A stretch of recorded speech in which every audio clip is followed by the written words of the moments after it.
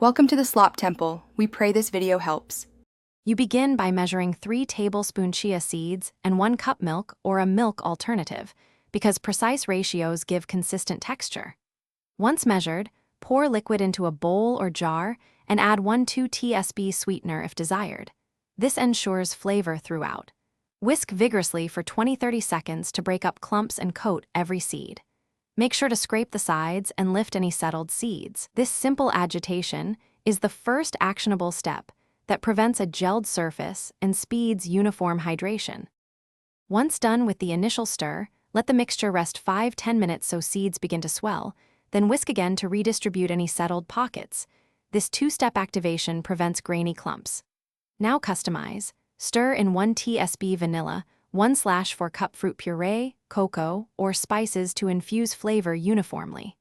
If you prefer a creamier mouthfeel, add a teaspoon of oil or use half milk, half yogurt. Conversely, add more liquid if you want a pourable pudding.